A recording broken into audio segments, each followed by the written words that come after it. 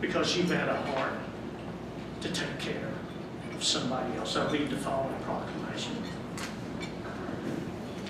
Whereas American women of every race, class, and ethnic background have made historic contributions to the growth and strength of our nation in countless recorded and unrecorded ways, and whereas American women have played and continue to play a critical economic, cultural, and social role in our nation by constituting a significant portion of their labor force working inside and outside of the home. And whereas American women have historically provided the majority of the volunteer labor force in this nation and were particularly important in the establishment of an early charitable, philanthropic, and cultural institutions in our nation, and whereas women of every race, class, and ethnic background have served as early leaders in the forefront of every major progressive social change movement, and whereas,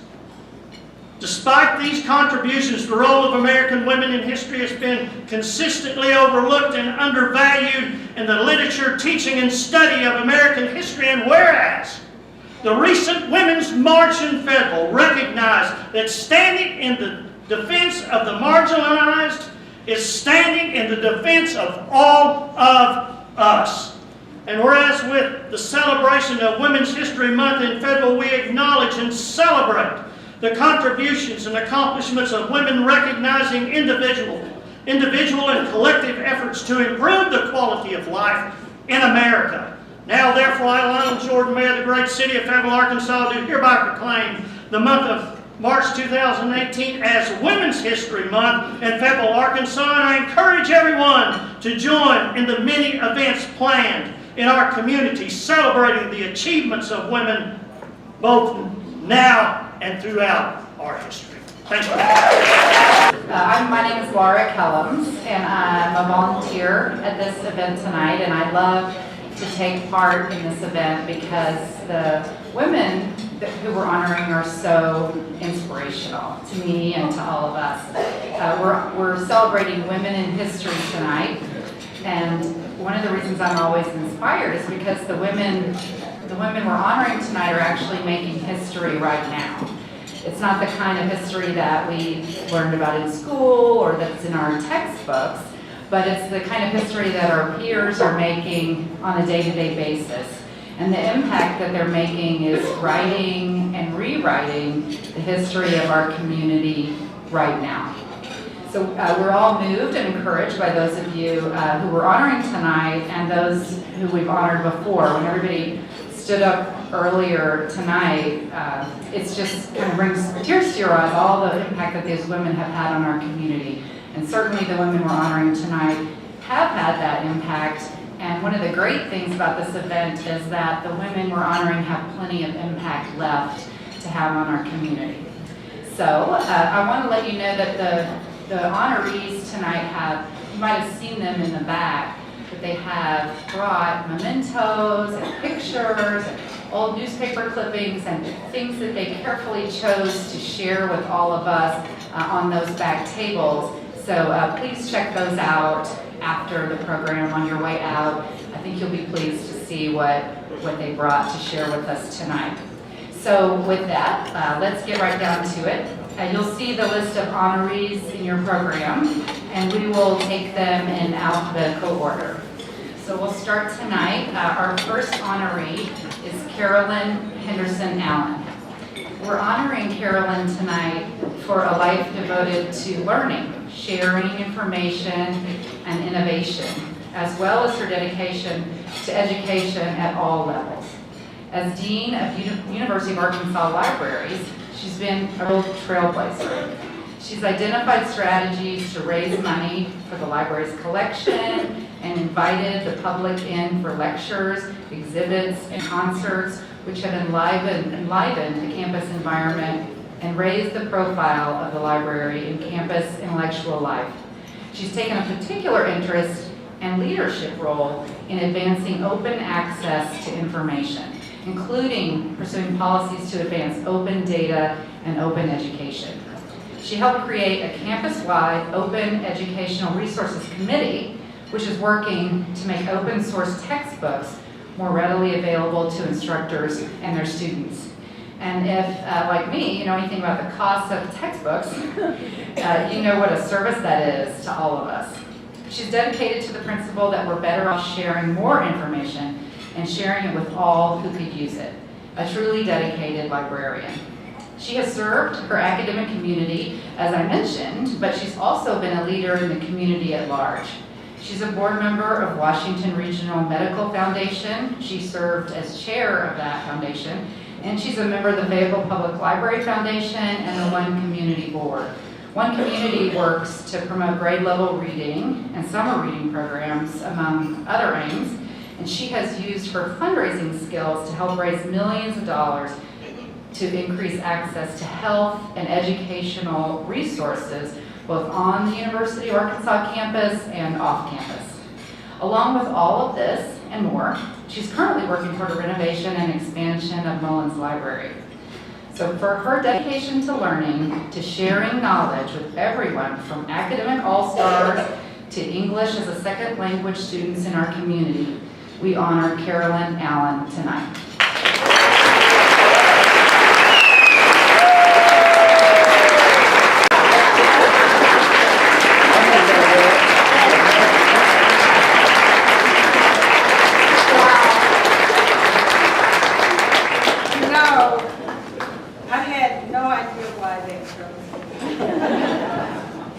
I was absolutely flattered when I got the phone call, a little bit flabbergasted and completely frightened.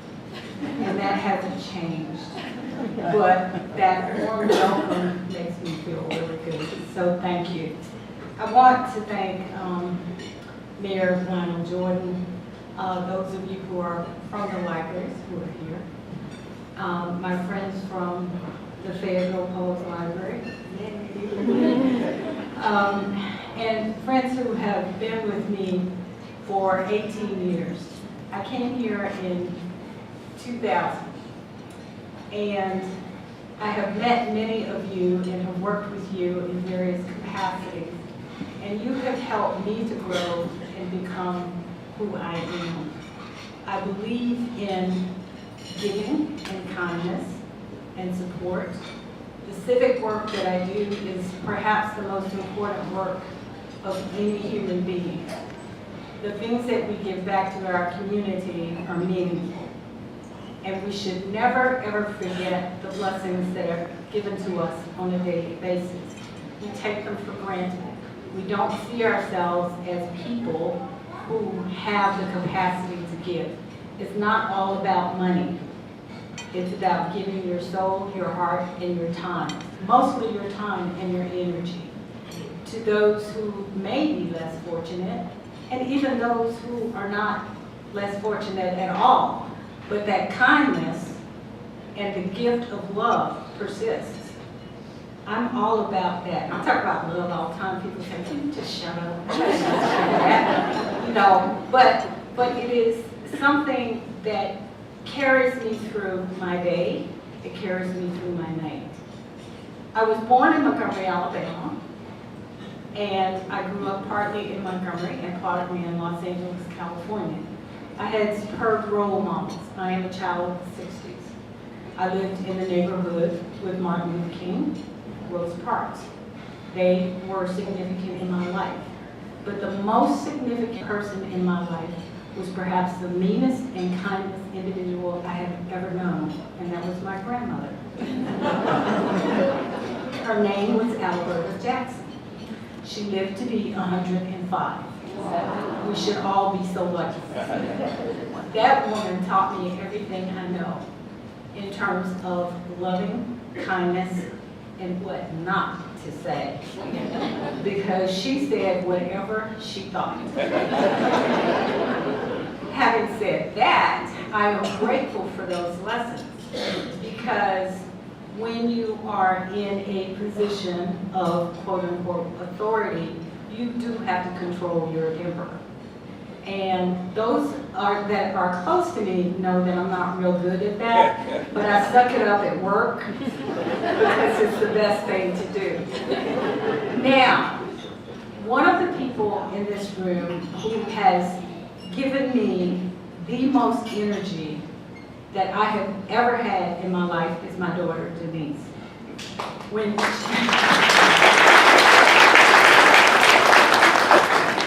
she came into the world, I was very young and not really understanding what motherhood was all about, but she taught me that. She has been my best friend since birth. So thank you for all the support that you have given me over the years. I work with groups of children, and that comes from having had that child, because she was the most precious thing I had ever seen in my life. I thought she was gorgeous. You know, most babies are just ugly. However, we think, because they belong to us, we think they're beautiful. And she was beautiful. She had this little spiky hair thing that's all the rage now when she was born. And I thought, ooh, that's kind of weird. But I loved her nevertheless. She's about to die. At any rate, I'm going to cut this short. The point I'm trying to make is that because I experienced youth in a youthful way, having this child, it taught me that the love of children, nurturing them in ways that bring you joy, that you can make a contribution to, is highly significant. Reading is the most important thing you can do with your child.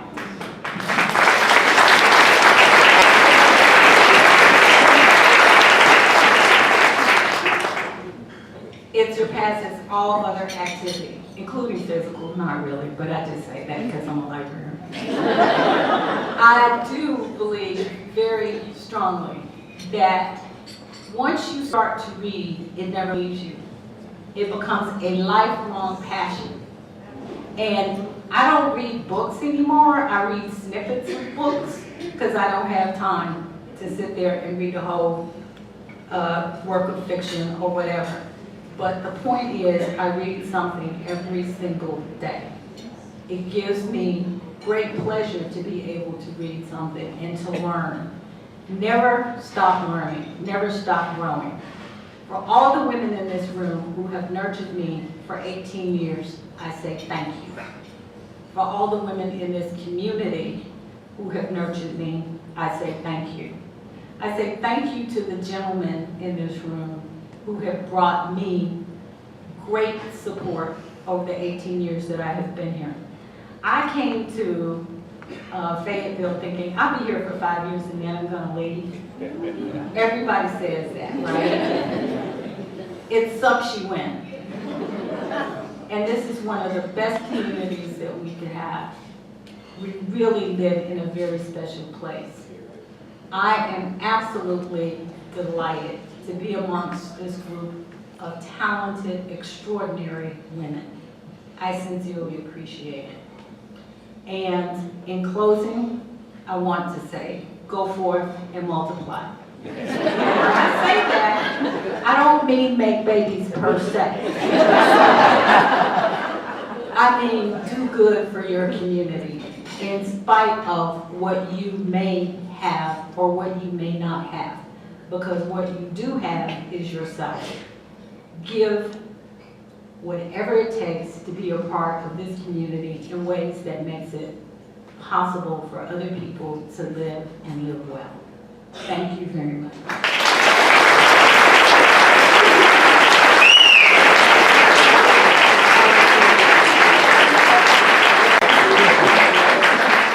Jeez, I get a present.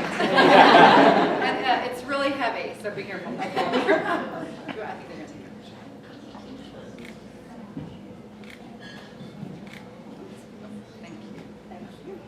Oh, let me read it to everybody so you know it. This is what they'll all say. Carolyn Henderson Allen, 2018 Outstanding Service to the Community, Washington County Women in History Coalition. And it's a beautiful clock that has the right time on it.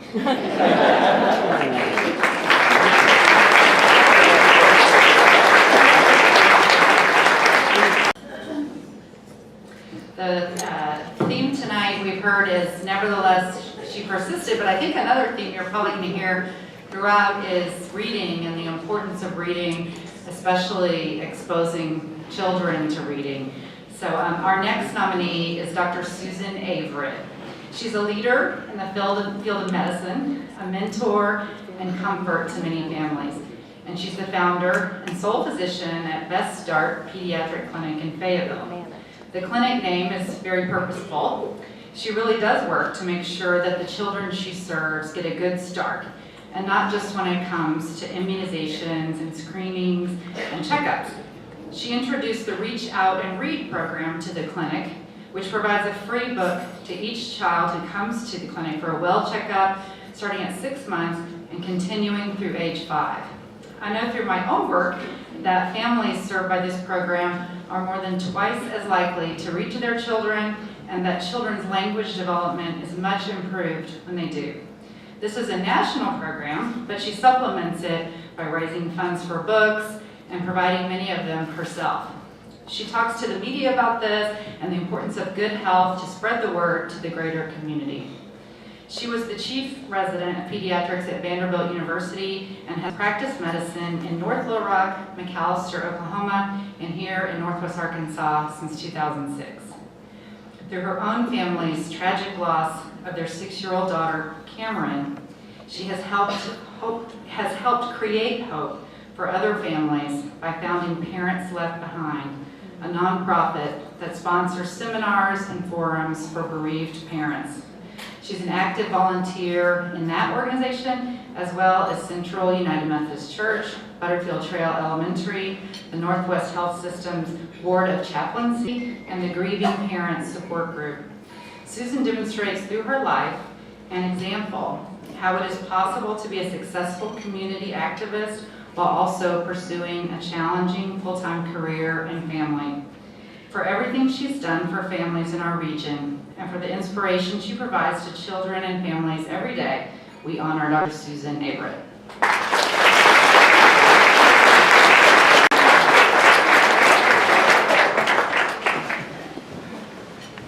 Wow, that sounded impressive.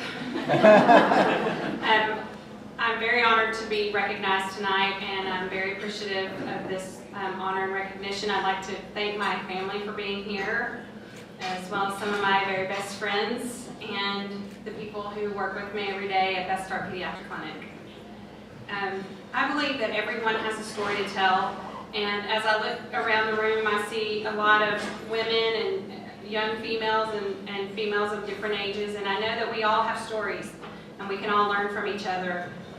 We all have things that we do that make other people, are good for other people, help other people learn, and are interesting, as well as sometimes we do things that other people admire. So I'm thankful for this opportunity to hear other people's stories and to share my own story, or at least parts of it, with you this evening. The year 2000 was a big year for me. That was the year I turned 30, and I had my first child, a cute and adorable little girl named Cameron Bobbitt. And I finished up my year as chief resident of pediatrics in Nashville and moved off to North Little Rock, Arkansas, which was pretty much close to where I had grown up, to start my first real job as a pediatrician. And I got started. That was a big year. The next year I had actually another little girl named Kennedy Bobbitt, who was beautiful and fun. And so my husband had decided, or allowed himself to take on the role as a stay-at-home dad, which wasn't very common at that time. But we felt like that was the right thing to do for our family. So I worked hard at my job, and he worked hard at his job, and we were raising our 2 little girls. It was pretty awesome, except that we were struggling financially because of my educational debt. And so in 2003, I received an opportunity to go to McAlester, Oklahoma. It's a small rural town in Oklahoma. And as part of the recruiting, because it was a rural community that was underserved, the hospital there jumped in and said that in the efforts to recruit new doctors, they would supplement the income, which allowed us to help us get out of our educational debt. So we picked up our family and we moved to McAlester, Oklahoma, and started working there, and we were able to pay off our educational debt in about 4 years. So that was very helpful for the rest of our lives. So while we were there, we had another daughter. It's kind of theme. I have daughters. And her name is Brooklyn, and she was awesome, and we were doing our thing down there in McAllister, Oklahoma, and everything was going okay until January 19th, 2006. And that was the day that my tragedy occurred. I found myself and my 3 daughters in the middle of the school crosswalk on an early morning where I was supposed to be when a distracted driver forgot to stop. And I was there in the middle of the road with all my family, and I was able to see out of the corner of my eye that the driver wasn't going to stop. And so I pulled back. I was able to get myself and 2 of my kids out of the road. But my daughter Cameron was not so lucky. She was struck by the truck, the driver of the truck, and she was killed right in front of me. At that time, I wasn't sure that I could go on. You know, you just don't ever expect a tragedy like that, and I didn't know if I would be able to survive. I didn't know if I could keep working in a field where I was going to take care of other people's children because my child was gone. I felt so many emotions of just the pain and the anguish and the guilt and the overwhelming tragedy and despair that occurred that I didn't think that I could stay there. So at that time I reached out to Northwest Arkansas community, and I was able to find a job here and join a pediatric clinic. So we moved to Northwest Arkansas in 2006 and tried to reestablish our lives here.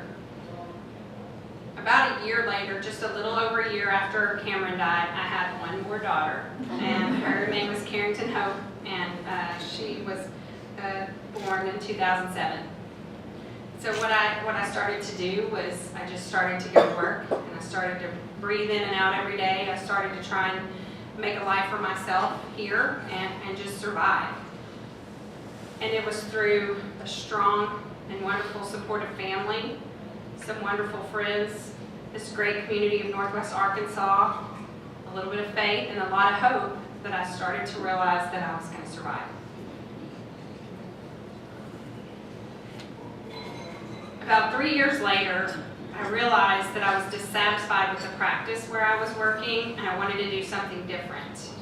I just felt like that practice wasn't a good fit for me, and I really wanted to do something more meaningful in my pediatric practice. So I thought about it long and hard, and I decided that the type of practice that would be best for me would be a small practice where I could kind of orchestrate what happened and build relationships with patients and families, and just kind of bring about some of the changes that I felt like needed to happen within the pediatric field. So I worked for a hospital system, and I went to the CEO of the hospital, and I did a PowerPoint presentation and explained to them why I needed to do this practice. And I convinced the CEO at that time to let me try something a little different, and that's how Best Start Pediatric Clinic was born. I really wanted to focus on the early years, early childhood literacy, trying to get kids ready. My thought was that, in the school systems we provide a lot of support for our kids, but there's this gap for some kids in the first few years where they're not as prepared. Some kids are more prepared than others when they go to school. So I wanted to really focus and create a program that would help kids in those first 5 years to get more prepared for school. So we started doing that, and so that was 2009. About a year later, my practice was getting a little bit too big for me to do by myself, and I brought in Stacy, one of my nurse practitioners, and then a couple of years later, another nurse practitioner. So I have a wonderful group of people working with me at Best Start Pediatrics.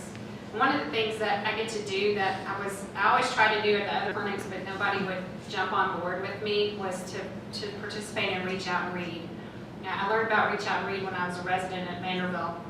And it's a program that started in pediatricians' offices, but we really try to create an environment of early childhood literacy to get kids more ready for school. One of the best parts about Reach Out and Read is that we get to share books with our kids. And it's always a joy for me to give a book to a child.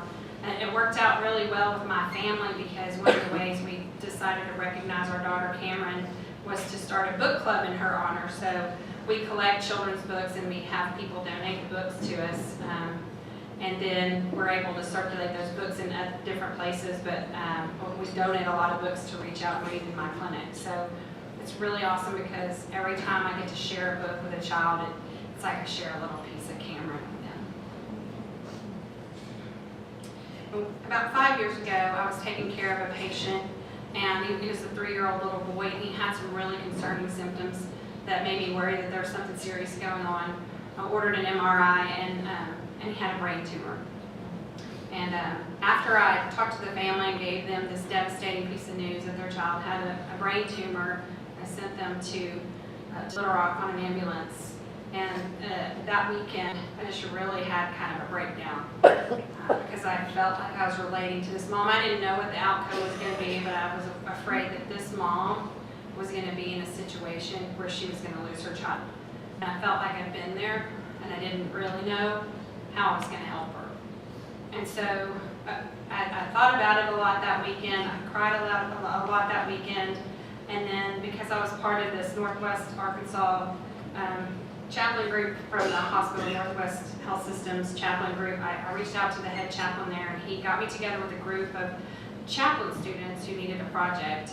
And we sat around a table and we talked about what we could do for bereaved parents, and we started to formulate the idea of doing a large seminar where we bring these parents together and help create a situation where they can get together with other bereaved parents, because one of the biggest problems with any situation like that is you just feel so alone.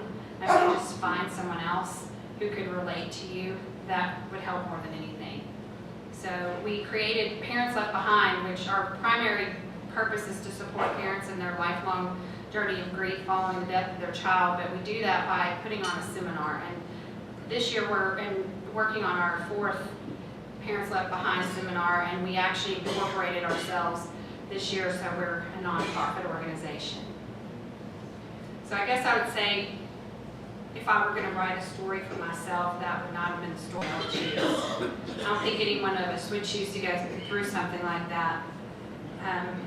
But because life has a way of writing stories for us, and we have to figure out how to fit ourselves into our own set of circumstances, I feel like at least over time, as I find myself surviving something I didn't think I could survive, I've found a way to bless myself and bless other people in this situation by bringing people together in Parents Left Behind and just giving them an opportunity to meet other parents and to gather together, for a few hours, and just to feel like they realize that they're not alone.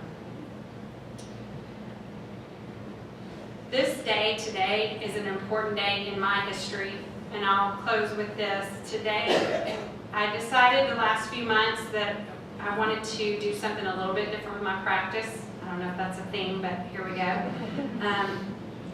I feel like I owned my practice when I started it, but I worked within a hospital system. So over the last few months, I've been compelled to actually branch away from the hospital system and to become the owner of Best Start Pediatric Clinic. And so today was actually the first day that we opened as an independent clinic that I own as Best Start Pediatric.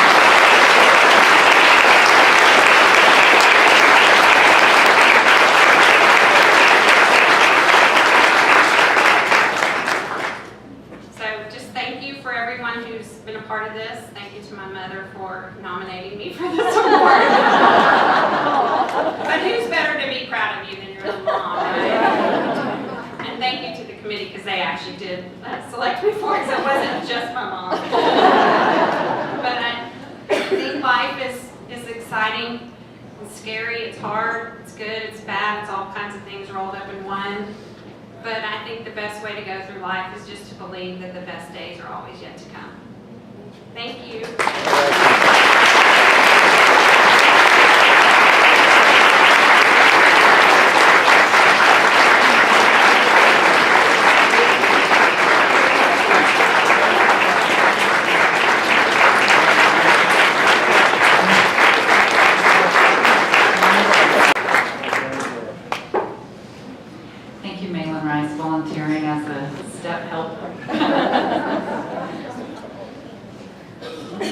Thank you, Dr. Averett. Our next nominee is Yolanda Fields, who has served all of us here in Fayetteville for 27 years in city government. She's the Community Services Director for the city, administering the U.S. Department of Housing and Urban Development Community Development Block Grant. It's used to fund the housing rehabilitation program, transportation, public service programs, and public facility projects. She's also responsible for code compliance and animal services. Her highest priority has been helping as many low and moderate income residents as she can.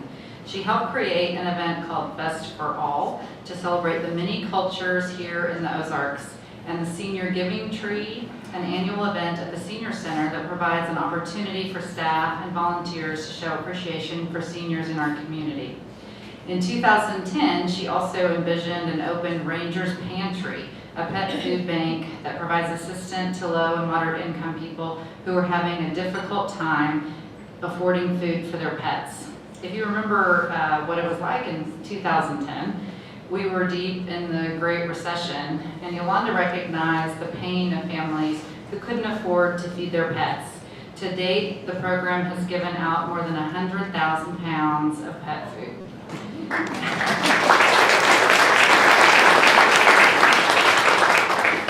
She's a role model to women and children who want to make a difference in the community.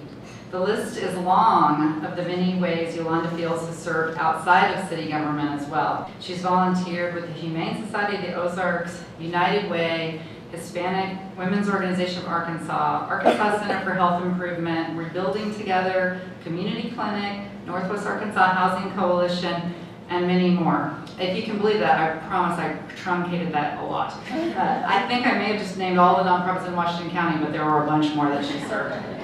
When Yolanda sees a need, she investigates how she might work with different people and organizations to meet it. For demonstrating for all of us the servant part of public service, we honor Yolanda Fields tonight.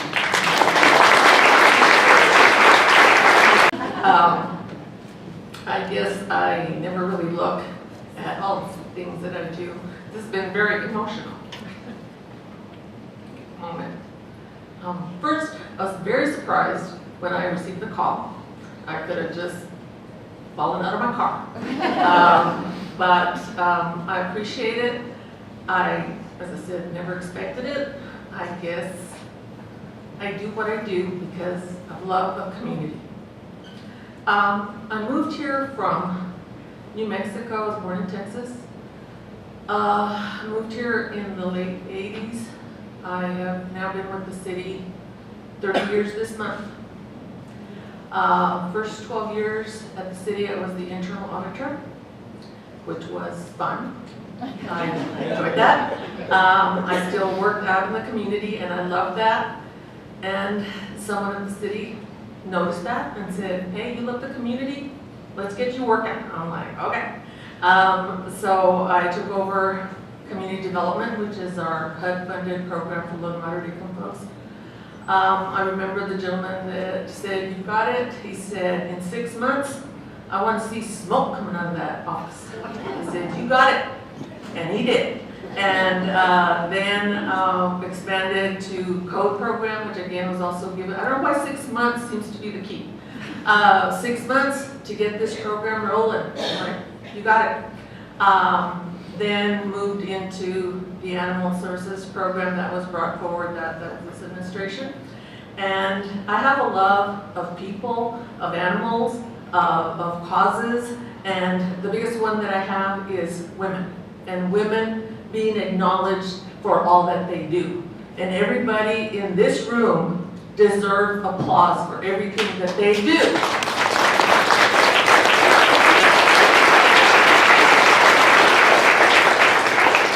And many has been the time when I have stood up and spoken out about we as women deserve our place. And I had a gentleman say to me, boy, that really upsets you, doesn't it? Absolutely. I said, have you ever thought, I said, do you have daughters? And he said, yes. I said, don't you want them to grow up to be leaders and to be acknowledged and to be respected? And he said, you know what? I never thought about that. That's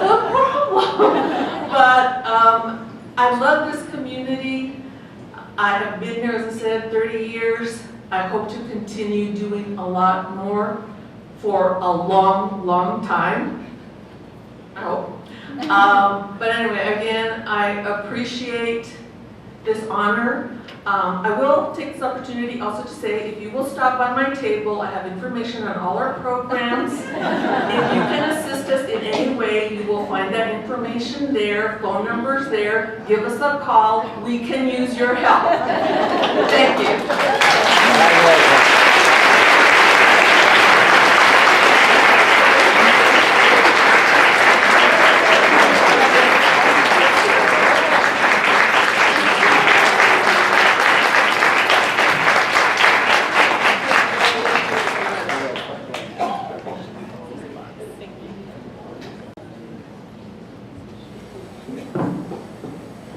How she creates smoke in those programs. She's plugging them in tonight. Trying to get volunteers and helpers. That's very good. Our next nominee, I'm sorry, not nominee, she already won. Our next honoree is Diane McCready, who has dedicated much of her life to improving the lives of children, women, and families. She retired after working 23 years at Star Mechanical, but she hasn't slowed down in her work to make our community a better place, especially for kids. She's helped many organizations, including the Peace at Home Women's Shelter, where she works practically year-round on a Christmas program. She wants Christmas to be a happy time for all the families at the shelter, so she gathers donations and buys items throughout the year for the kids and also for their mothers. One particularly thoughtful way that she helps is by donating wrapping paper so the children can actually wrap and presents to give gifts to their mothers. You can only imagine how meaningful that must be to the whole family. She helps decorate for the annual Children's Christmas Train event, which benefits several children's organizations. She donates train rides for kids who may not otherwise be able to go. In the list of ways Diane volunteers in our community, even those who don't know her can see her love for kids and her concern for those who may not have enough.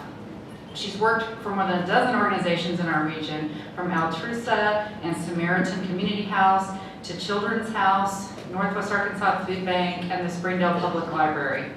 Books are another passion of hers, like many of the women tonight. And like Dr. Averett, who we heard from earlier, Diane recognized that parents reading to children is one of the best predictors of their success. She collects used children books throughout the year and gives them out where she knows they're needed. She's already working with the new Arkansas Children's Hospital to make sure the children there have books when they arrive. Recognizing her dedication to education and lifting families out of poverty, the Single Parent Scholarship Fund of Northwest Arkansas honored her last year with its prestigious Spark of Hope Award. And so we're here tonight for showing all of us how we can turn the things that tug at our hearts into action in our community. We honor Diane McCready tonight. I am deeply honored to be selected as a Washington County Woman in History, and thank my wonderful Altrusa group of Springdale for nominating me. When I received the call from Chris Bell, informing me that I had received this honor, the first person I called was my mother. My mom, as most people who know me know, is my hero. She has always supported and encouraged me and wanted me to be and do anything I ever wanted to be, but also to be kind and aware of those less fortunate and to be grateful. My mom was diagnosed with multiple sclerosis when she was 22, and even though she couldn't drive, she helped with the Red Cross blood drives, activities at church, and always had time to listen, and she still does.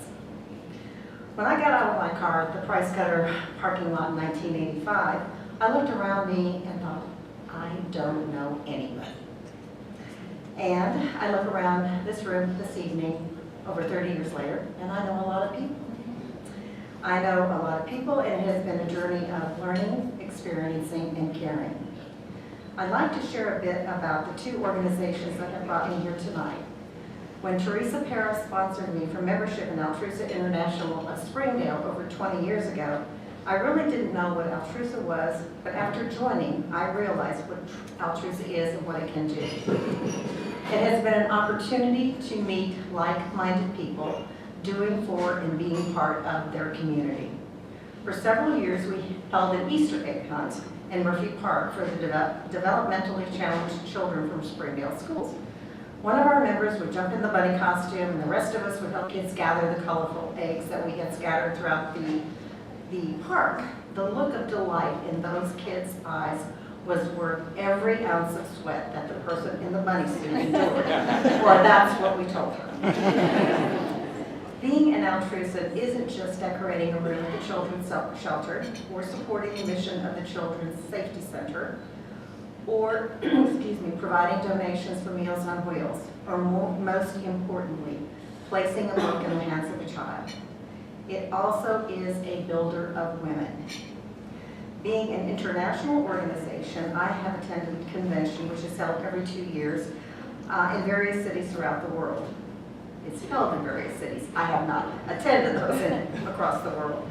Our district conference covers clubs in 4 states, which is Arkansas, Missouri, Oklahoma, and Kansas. And we attend workshops on leadership, communication, service, and how to use social media to share ideas and success stories.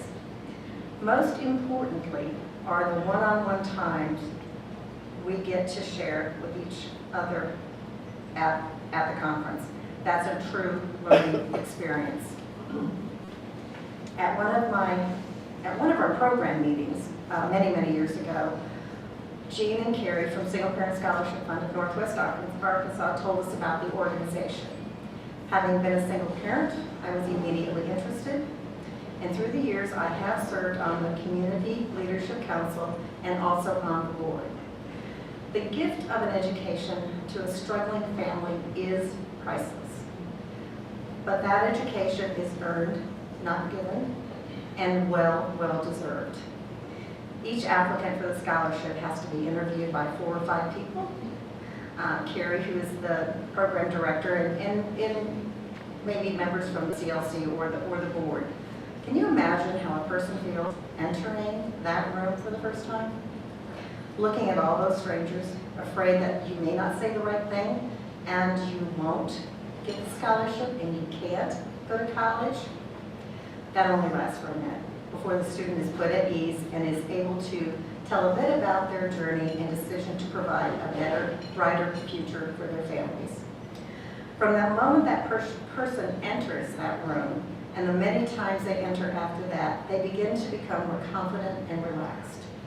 They now have a support system that includes a wonderful staff and members of the community. My husband is soon retiring as president of the Arkansas-Missouri Railroad and is a big supporter of single-parent families. He has provided a train ride for the residents at Peace at Home Shelter, the Compassion House, and also several times for the families of single-parent scholarship fund. For so many of the kids, this remains a memory they don't think they would have ever have experienced.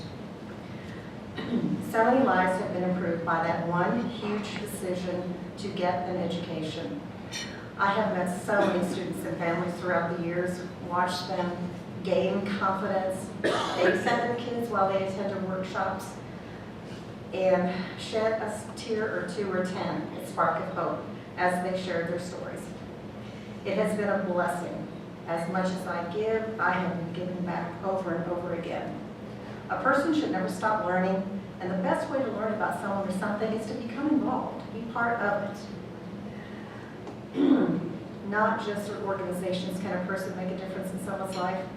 Think about random acts of kindness. Wow, that's very powerful.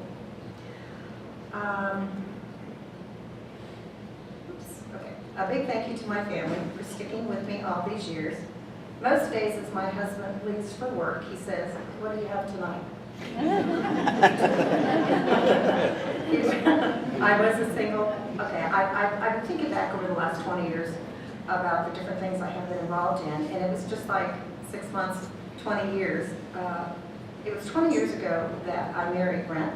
I was a single mom, raising 3 kids, working, running from task to task, concentrating on making ends meet. And 20 years ago, that all changed. As my husband teases me all the time, I have afforded you the opportunity.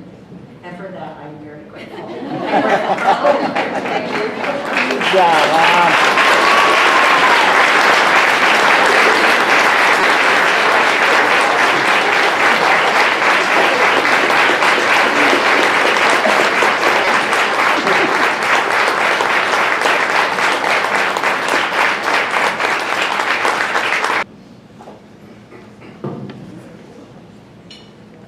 Our final honoree tonight, only last in alphabetical order, of course, is Susan Young.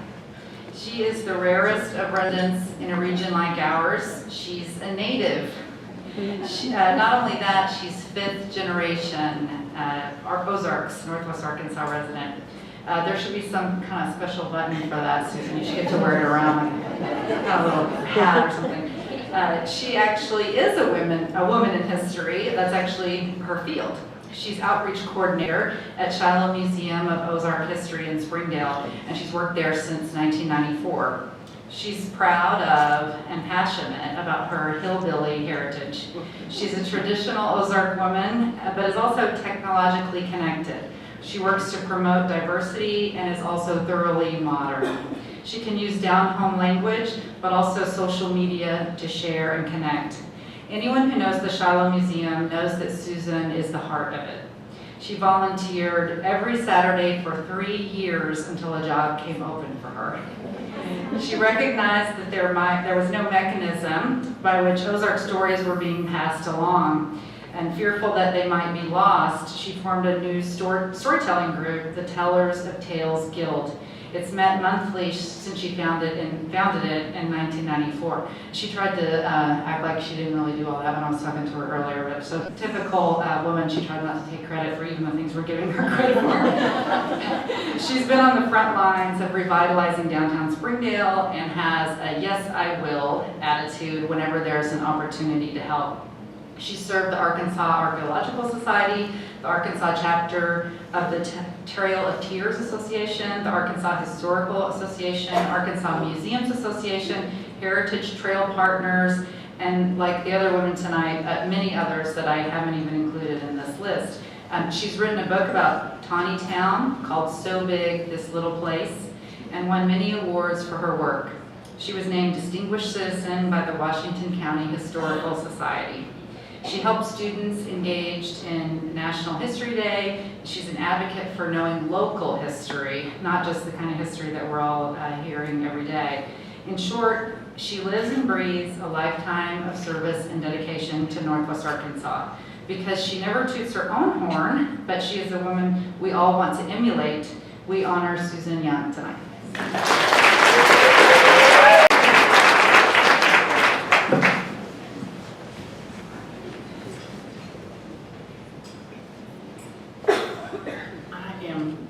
So humbled here to be here. To all the winners tonight, wow. I am humbled to be with you. To Alan Lord, who nominated me. And to the Washington County Women's History Month Coalition, who awarded me this honor, thank you. This means a great deal to me. To my museum co-workers, Museum Board of Trustees, Mary Maestri-Vaughn, I love you.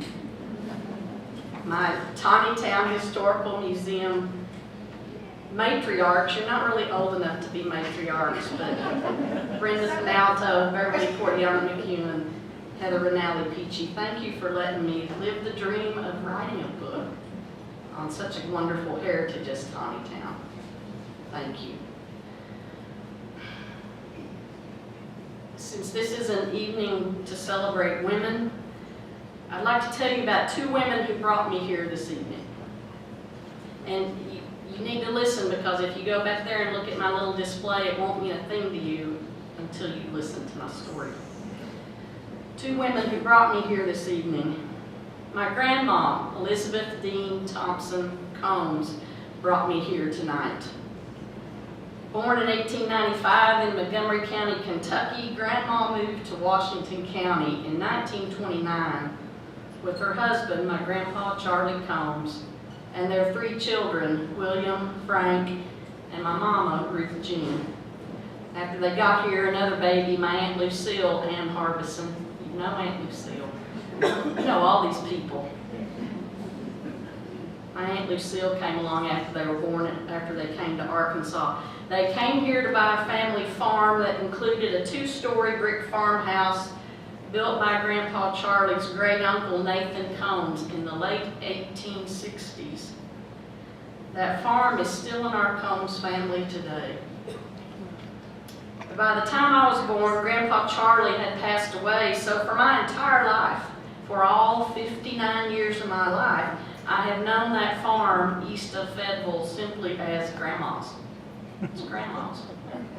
Now, as a kid, I spent a lot of time at Grandma's.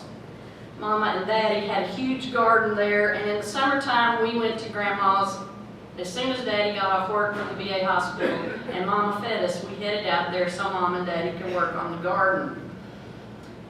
And Grandma was one of my best childhood friends. She took me for walks in the pasture and introduced me to all the cows. She showed me how to pump water from the well. She let me slide down the banister. If Mama had known that, I'd have gotten a hickory switching, but Grandma let me slide down the banister. She endured me playing chopsticks on that old out-of-tune piano over and over again. Grandma and I played countless games of Chinese checkers, but my favorite game to play with Grandma was Uncle Wiggily. And when we cleaned out Grandma's house and I found that Uncle Wiggily board, it was all broken in two, but I cabbaged onto it. I want that, and you'll see it back there. When I was in grade school, Mama and Daddy gave me a little white Bible with my name embossed in gold on the front of it. In the middle of that Bible was a family tree chart. I took that Bible to Grandma's, and we sat on the front porch on the steps, and she told me the names of all my Kentucky great-grandparents. She told me stories about them. She told me about her brother Cap, who was afflicted. Today we would call that some kind of a challenge, but Grandma said Cap was afflicted. Of her daddy, Grandma told me of the time her daddy took his hound dog, his best hound dog, into the church house down at Howard's Mill, Kentucky. And the preacher said, "Brother Thompson, you cannot have a dog in this church house." To which my great-grandpa replied, "Well, I reckon I don't belong here either." And Grandma said he never went to church again a day in his life.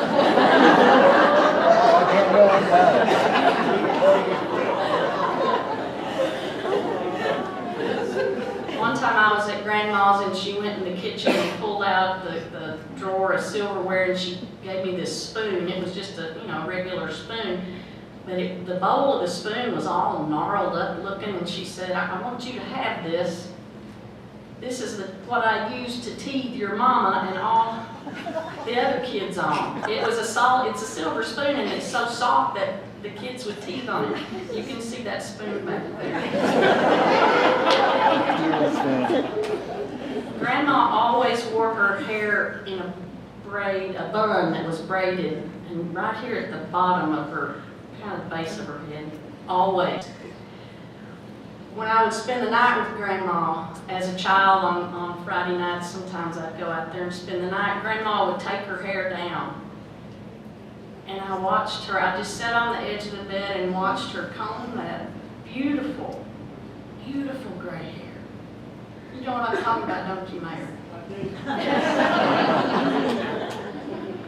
I was so taken with that long, beautiful gray hair. And then Grandma and I would hop in her feather bed, and it was like we sank into a cloud. And I remember drifting off to sleep in Grandma's feather bed with her big tall windows and those gauze curtains just fluttering in the breeze as I was listening to the mantle clock, and it went tick, tock, tick, tock. I can still hear it. My mama, Ruth Jean Combs Young, brought me here tonight. Mama was a salt-of-the-earth type of person. She was straightforward. What you see is what you get. She was humble. She was simply good. Mama was always busy, always busy. She was either working, cleaning the house, gardening, cooking.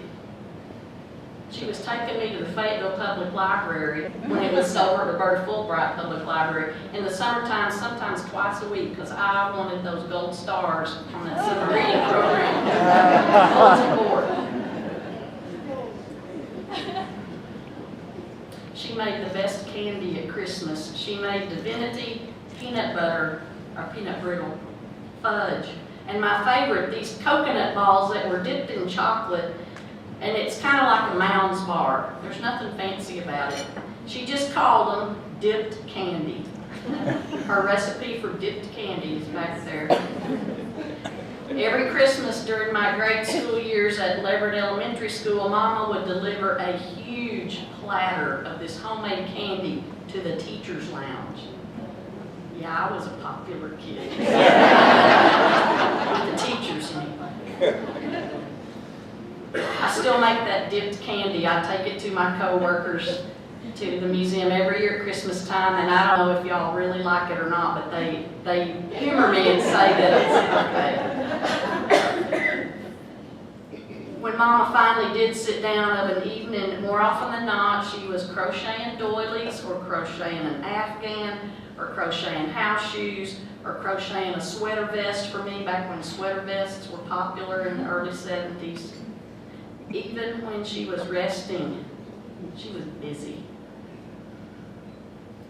During my childhood and teenage years, Mama was a school cook at Asbell Elementary School. She was so proud of that job. It fit with her family schedule. She could get off work in time to pick us kids up at school. She could get home in time to cook Daddy's supper. She loved that job. It gave her satisfaction to help provide kids with a hot, nutritious meal. So I imagine it peeved Mama to no end when I was in high school. And you know when you're in high school, you know everything and your parents don't know much, right? I was in high school and I announced to my mother the school lunchroom cook at Asbell Elementary School, and I'm sure I used this word that school lunches are gross. And I would like to take my lunch. We discussed this at length. But finally, I wore her down, and she gave in and agreed to make me a sack lunch every day. Now, as I was writing this today, I thought those people were going to say, what a brat you were. If I was your mom, I'd say, you make your own lunch. But she didn't. She made my sack lunch every day. Peanut butter and grape jelly sandwich. Peeled carrots cut in half. This was before those little carrots that you can buy now. Fritos and an apple. Every day. It was on Valentine's Day in 1975 when I opened that sack lunch in the Fayetteville High School cafeteria and found a card, a Valentine. It wasn't a Valentine, it was just a greeting card that said, you're special, you're especially, I like you, you're especially nice, some little general greeting card. But she had drawn this crooked heart on it, and it's written inside the heart, be my Valentine, Mom. I do not have any memory of taking that card home. I didn't have a lunchbox, I had a sack. I always threw my sack away, but somehow that card made it home. I didn't find it for another 20 years, but that card is the most priceless thing I think I own, and it's back there. I hope I told my mama thank you that day. I don't remember. So my grandma, Elizabeth Dean Thompson Combs, taught me about remembering where and who you came from. She taught me about a soul-filling sense of place and about the gift of undivided attention. My mama, Ruth Jean Combs Young, taught me about humility, about a strong work ethic, about picking your battles, and about striving every day to be simply good. These two women, my grandma and my mama, brought me here this evening. So in closing, I would ask you, you wouldn't be here tonight if you didn't value the role that women play in our everyday lives. So I ask you, who brought you here tonight? Thank you all very much.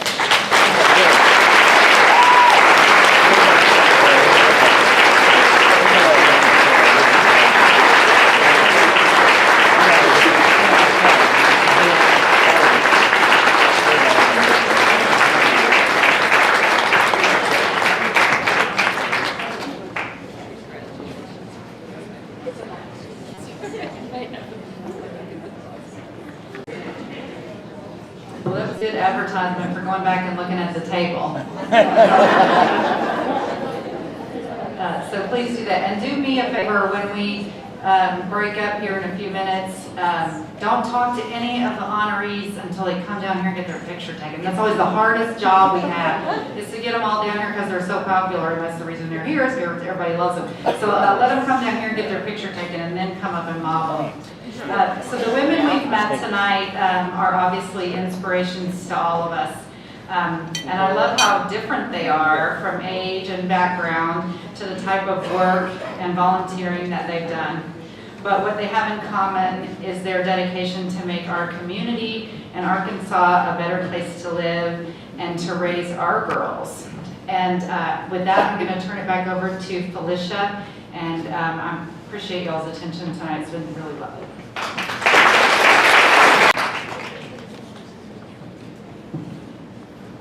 Susan Young, you got me teared up because I think about you brought me here. It's my grandmother and my mom too.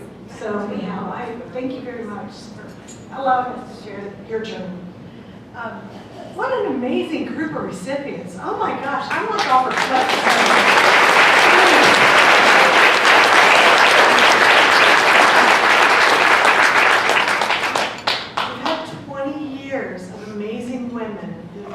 Significant impact on Washington County. And guess what? We got a whole lot more women, right, who are out there on a journey and doing what they can to make our community better. So start thinking now about who we can honor next year in 2019, because we got more women out there, I know. As always, this can't happen again. I want to thank our amazing committee. So thank you, all of you guys. You know I love you very much. So thank you all very much for your work. You guys are fantastic.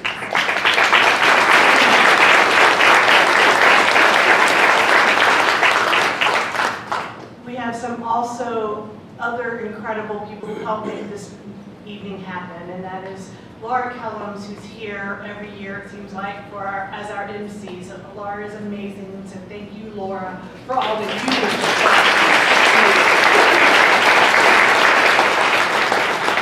Our rock star mayor, Lionel Jordan. So thank you.